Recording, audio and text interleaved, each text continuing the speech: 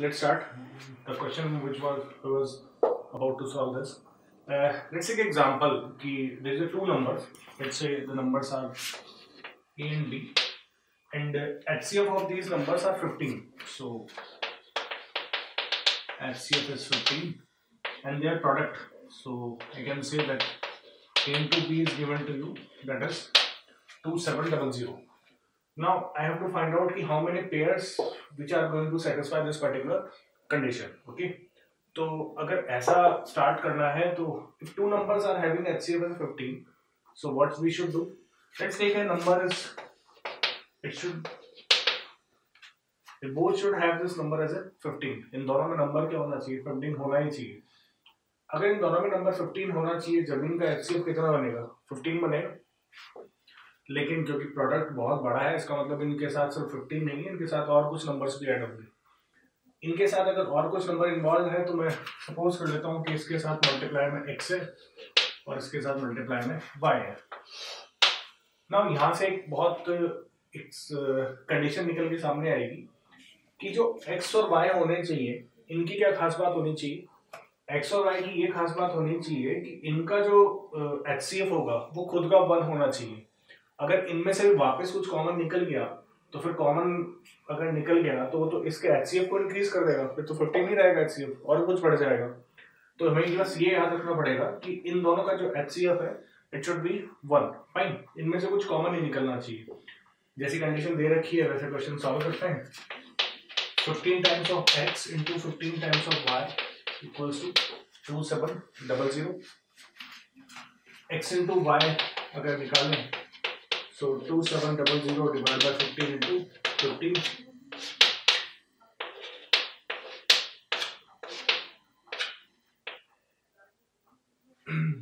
मतलब 15. So x into y का value कितना आ जाएगा? 12. x into y वो पेयर्स हैं जो हमें याद रखने हैं कि इसका जो प्रोडक्ट होना चाहिए वो 12 आना चाहिए, और x और y खुद वो वैल्यूज रखेंगे जिनका HCF 1 होना चाहिए. फाइन, तो स्टार्ट करें तो ब्रेक करना. x का वैल्यू 1, y का वैल्यू कितना? 12. ये पहला factor. Vice versa is also correct. So this is 12 and that should be what? 1. 12 को क्या 2 into 6 ब्रेक कर दे? नहीं कर सकते ना. 2 into 6 अगर आप ब्रेक कर दोगे तो क्या होगा? उन दोनों का HCF कितना हो जाएगा? 2 into 6 बनाते हो या फिर 2 और 6 का एक पेयर लेते हो तो इन दोनों का HCF कितना हो जाएगा? इन दोनों का HCF हो जाएगा 2. तो आपको तो HCF कितना रखना है? 1 रखना है. तो फिर ये 2 into 6 नहीं ले सकते.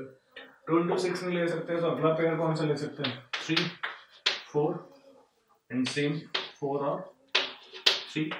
सो these are the number of pairs जो x और y के आप ले सकते हो.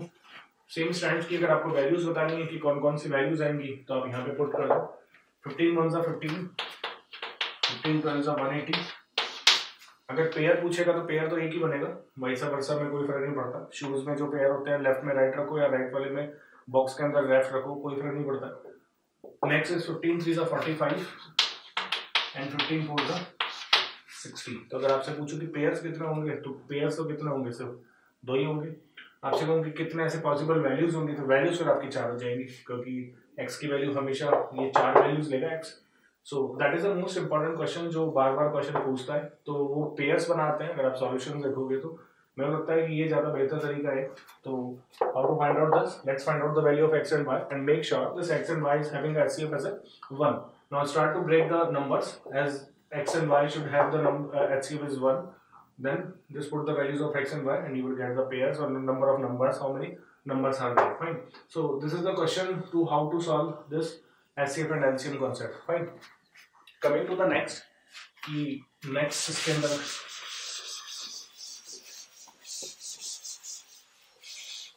let's take a number.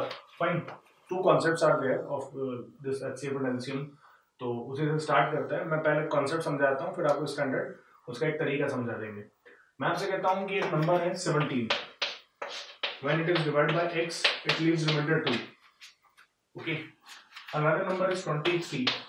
When divided by x, it leaves remainder 3. And let's say another number is what? 34. When divided by x, it leaves remainder as a 4. Now what should be the highest value of x, x का highest value क्या होगा जो इस पूरी condition को satisfy कर रहा होगा। ठीक है, अब समझते हैं। कोई नंबर x अगर 17 में डिवाइड दे रहा है और रिमाइंडर 2 आ रहा है, इसका मतलब रिमाइंडर क्या होता है, ज्यादा बच रहा है। ज्यादा बच रहा है तो x 17 का फैक्टर तो नहीं हो सकता, इसमें से 2 माइनस कर दोगे तो जो नंबर आएगा 15, इसका मतलब x 15 में डिवाइड कंप्लीटली देता है, इसमें 2 बस एक्सेस के अंदर है। तो यहाँ से क्या करें, 17 माइनस 2, ये एक x का फैक्टर है। समझ में आ गई बात, वापस समझाएं एक बार। x में अगर आप 17 में x का डिवाइड दे रहे हो और रिमाइंडर अगर 2 आ रहा है, इसका मतलब जो 2 है वो एक्सेस के अंदर ज्यादा है, शेषफल जिसे कहते हैं। 17 में से अगर आप 2 माइनस कर दोगे तो क्या होगा, 15 आएगा, और 15 इसका मतलब x 15 में कंटिन्यूस डिवाइड दे रहा है, बस 2 एक्स्ट्रा छोड़ देता है। नेक्स्ट अगर माइनस करें तो 23 माइनस 3 जो नंबर होगा उसमें x कंप्लीट डिवाइड देता है, और 34 माइनस 4 इस नंबर में भी x क्या है, कंप्लीट डिवाइड देता है। अगर x तीनों को कंप्लीट डिवाइड दे रहा है, इसका मतलब एक नंबर जो तीनों नंबर्स को डिवाइड देता है याद, डिवाइड देता है, तो क्या होगा, इन सब का क्या होना चाहिए, HCF होना चाहिए। 17 minus 2 is 15, 23 minus 2 is 20, and 34 minus 4 is what, 30।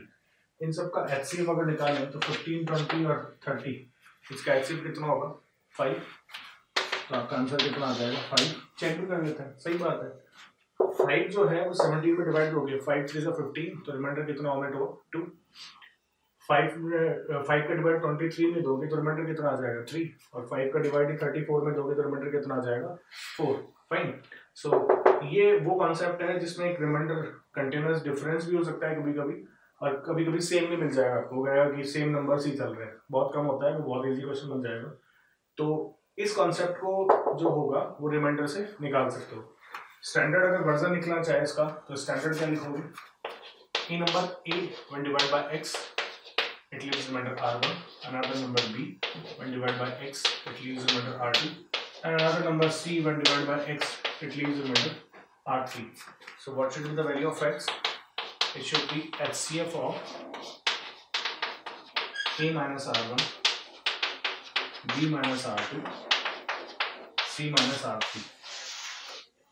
ये कितने भी हो सकते हैं, मैंने सिर्फ 3 का एग्जांपल लिया है, and then so on. So number of factors आप कितने भी ले सकते हो इसके अंदर, जो भी नंबर ऑफ नंबर्स होंगे उनका आप HCF निकालोगे and then you will get the answer. Fine. So this is the first way to just find out this type of questions when they are having a different remainder. Fine.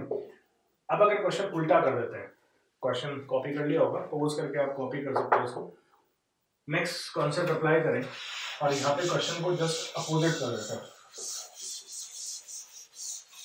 Opposite मतलब ए number, वापस मैं एक example से समझाता हूँ, then आपको समझ में आ जाएगा। मैं आपसे कहता हूँ एक नंबर है x, इसमें जब 3, 4, 5 का डिवाइड दे दो तो हमेशा एक रिमाइंडर आएगा। कितना आता है रिमाइंडर, लेट्स से 1 रिमाइंडर आता है। तो अगर आपसे कहे कि वो नंबर बताओ x क्या होगा, तो सबसे पहले वो नंबर निकाले x जिसमें 3 और 5 का पूरा डिवाइड जाएगा। रिमाइंडर क्या होता है, एक्स्ट्रा होता है, तो बाद में उसको एक्स्ट्रा को ऐड कर देते हैं। अगर मैं कहूँ कि रिमाइंडर निकालना है, so it should be LCM of 3, 4 and 5, and then whatever the number, let's add this remainder. Okay, तो अगर आपसे कहा कि LCM of 3 and 4 and 5, तो LCM of 3, 4, 5 is what, none other than 60. So the number should be what, 61. वापस एक बार, एक number है x, when it is divided by 3, 4 and 5, it always leaves remainder 1. Find out the least value of x. Fine. We can also find out the next value of this x. First of all, we have to find out that which number divides 3, 4 and 5. कौन सा number है जिसमें 3, 4, 5 का divide चला जाएगा। तो सबसे पहले वो नंबर क्या होना चाहिए, LCM. Let's find out the LCM. LCM निकाला 3, 4 and 5 का. So this is what, 60. When 60 is there, we have to add this remainder as a 1 because we want कि वो 3 और 5 जब भी डिवाइड करें इसमें से रिमाइंडर 1 बच रहना चाहिए, उस 1 को ऐड करा देते हैं, so we will get that 61. Now important thing is that कि what should be the next number, next number क्या होना चाहिए। आंसर आता है कि 61 का ट्वाइस कर दो 122, तो 122 में एक बार देखे आप 3 का डिवाइड देके देखो, आपको रिमाइंडर 2 मिलना स्टार्ट हो जाएगा। एलसीएम 3, 4, 5 है और रिमाइंडर 1 बचता है, तो अगर 60 पहला फैक्टर है तो अगला फैक्टर कौन सा होगा? ऑब्वियसली अगला फैक्टर हो जाएगा 120, जिसमें 3, 4, 5 का डिवाइड जा रहा होगा, रिमाइंडर 1 ऐड कर दीजिए, so this is going to be 121. So 121 is the next number which satisfies this condition. Then when it is divided by 3, 4, 5, it will leave remainder as a 1. Okay, so can I say it should be in the form of 60x plus 1 or 60x plus any remainder. Remainder जरूरी नहीं है ना यही होगा, कोई number अगर मैं change कर दूं तो उसका रिमाइंडर डिफरेंट आना स्टार्ट हो जाएगा। तो remainder whatever the remainder is there, make sure कि आप जब नेक्स्ट नंबर बनाते हो तो 60 times of k plus 1 and then remainder is going to be r। Clear है? यहाँ पे स्टैंडर्ड फॉर्म अगर लिखना हो तो लिखें when number x when it is divided by a, b and c, it always leaves remainder as r. So this number x should be equals to LCM of a, b, c plus r, LCM whatever the number is there, and then just add the remainder as whatever you want. Fine. So this is the concept कि कैसे start करते हैं। Clear है यहाँ तक? एक question ले लेते हैं जो थोड़ा सा डिफरेंट होता है इससे, जिससे आप थोड़ा सा रिमाइंडर को और समझ पाओगे।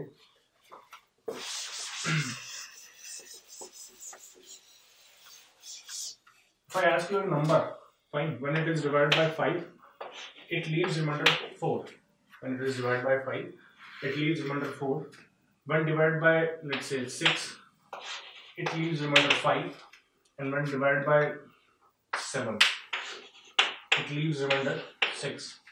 What should be the number? Number क्या होना चाहिए? Now question starts कि यहाँ पे तो सारे के सारे डिफरेंट रिमाइंडर है, वहाँ पे आपको याद होगा कि सारे के सारे क्या थे, रिमाइंडर सेम थे।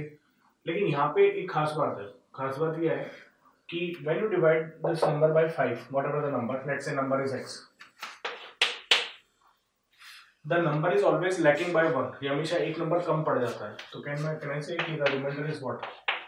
-1. ओके, तो वापस वही कॉन्सेप्ट, अब रिमाइंडर पे क्या हो गया, वापस सेम बन गया। So this is what, minus का 1. If this is -1, so we can start कि the x should be equals to what, LCM of 5, 6 and 7 plus now reminder is -1. Each and every time the number is lacking by what 1, so reminder को कितना कर दें, -1. 5, 6 and 7 कोई common number नहीं है, तो straight अगर मल्टीप्लाई करते हैं, so number is going to be what, so 209. Fine. So ये पहला एक थोड़ा सा अजीब सा क्वेश्चन है जिसमें नंबर निकाला जाता है। जब मैं क्वेश्चंस करवाऊंगा तो उसमें एक और क्वेश्चन आएगा जिसमें 3 के रिमाइंडर तो सेम होंगे और जो 4th नंबर होगा उसका रिमाइंडर डिफरेंट हो जाएगा। तो फिर वहाँ क्या करते हैं, नंबर को इक्वेट कराया जाता है एंड देन उस नंबर की जो पॉसिबल वैल्यूज है वो अटेंड करेंगे। Fine. So these are the few concepts of remainder, HCF and LCM, by which we can understand कि how to start these questions. Fine. Moreover, when we start questions, तो जब भी समझ में आएगा कि questions को कैसे solve करते हैं. Fine. चलो.